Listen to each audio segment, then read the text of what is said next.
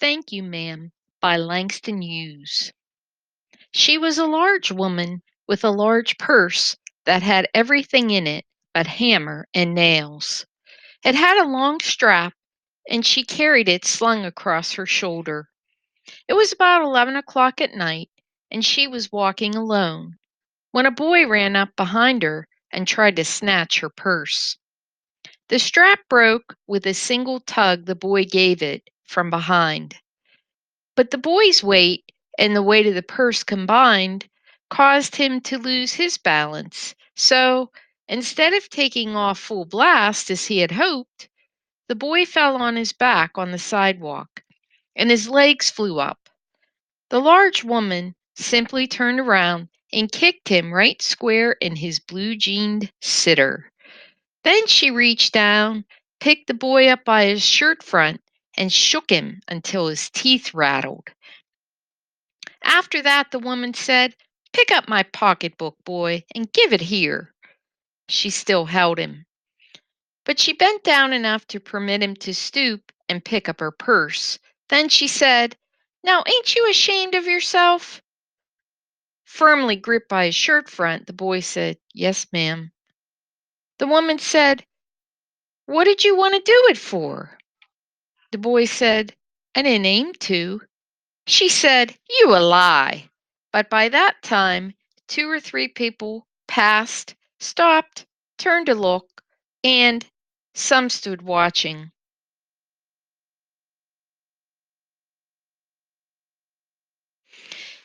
"If I turn you loose, will you run?" asked the woman. "Yes, ma'am," said the boy. "Then I won't turn you loose," said the woman. She did not release him.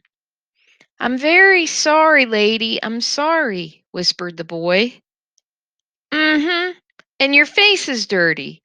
I got a great mind to wash your face for you. Ain't you got nobody home to tell you to wash your face?" "No, ma'am," said the boy.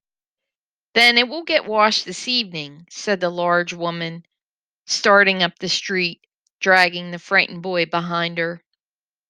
He looked as if he were 14 or 15, frail and willow wild in tennis shoes and blue jeans. The woman said, "You ought to be my son. I would teach you right from wrong. Least I can do right now is to wash your face. Are you hungry?" "No, ma'am," said the boy, being s- "No, ma'am," said the being dragged boy. "I just want you to turn me loose." "Was I bothering you when I turned that corner?" asked the woman. "No, ma'am." "But you put yourself in contact with me," said the woman. "If you think that that contact is not going to last a while, you got another thought coming. When I get through with you, sir, you are going to remember Mrs. Luella Bates Washington Jones." Sweat popped out on the boy's face, and he began to struggle. Mrs. Jones stopped, jerked him around in front of her, put a half Nelson about his neck, and continued to drag him up the street. When she got to her door, she dragged the boy inside, down a hall, and into a large kitchenette furnished room at the rear of the house. She switched on the light and left the door open. The boy could hear other roomers laughing and talking in the large house. Some of their doors were open, too, so he and the woman were not alone. The woman still had him by the neck in the middle of her room.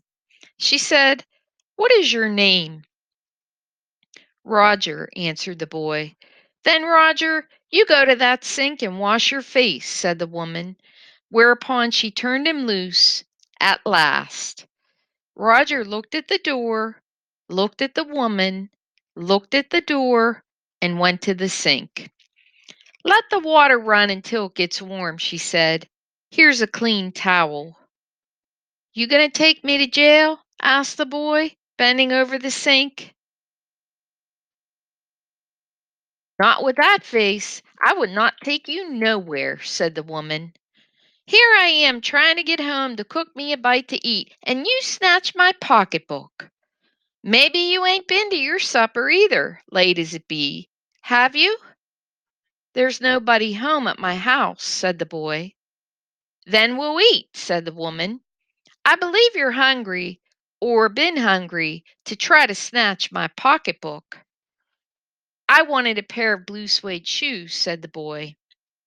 Well, you didn't have to snatch my pocketbook to get some suede shoes, said Mrs. Luella Bates Washington Jones. You could have asked me. Ma'am? The water was dripping from his face. The boy looked at her. There was a long pause, a very long pause. After he had dried his face, and not knowing what else to do, dried it again, the boy turned around, wondering what next. The door was open. He could make a dash for it down the hall. He could run, run, run, run, run. The woman was sitting on the daybed. After a while she said, I were young once, and I wanted things I could not get. There was another long pause. The boy's mouth opened. Then he frowned, but not knowing he frowned. The woman said, you thought I was going to say, but, didn't you? You thought I was going to say, but I didn't snatch people's pocketbooks. Well, I wasn't going to say that. Pause. Silence. I've done things too, which I would not tell you, son, neither tell God if he didn't already know. So you sit down while I fix us something to eat. You might run that comb through your hair so you will look presentable. In another corner of the room, behind a screen, was a gas plate and an ice box. Mrs. Jones got up and went behind the screen. The woman did not watch the boy to see if he was going to run now, nor did she watch her purse, which she left behind her on the daybed. But the boy took care to sit on the far side of the room, where he thought she could easily see him out of the corner of her eye, if she wanted to. He did not trust the woman not to trust him, and he did not want to be mistrusted now. Do you need somebody to go to the store? Asked the boy. Maybe to get some milk or something? Don't believe I do, said the woman. Unless you just want sweet milk yourself. I was going to make cocoa out of this canned milk I got here. That will be fine, said the boy. She heated some lima beans and ham she had in the ice box, made the cocoa, and set the table. The woman did not ask the boy anything about where he lived or his folks or anything else that would embarrass him. Instead, as they ate, she told him about her job in a hotel beauty shop that stayed open late, what the work was like, and how all kinds of women came in and out, blondes, redheads, and Spanish. Then she cut him half of her 10-cent cake. Eat more, son. Eat some more, son, she said.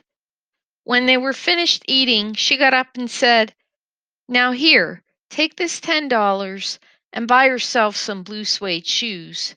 And next time, do not make the mistake of latching onto my pocketbook, nor nobody else's, because shoes come by devilish like that will burn your feet. I gotta get my rest now, but I wish you would behave yourself, son, from here on in. She led him down the hall to the front door and opened it. Good night. Behave yourself, boy, she said, looking out into the street. The boy wanted to say something else, other than thank you, ma'am, to Mrs. Luella Bates Washington Jones, but he couldn't do so as he turned at the barren stoop and looked back at the large woman in the door. He barely managed to say thank you before she shut the door. and he never saw her again.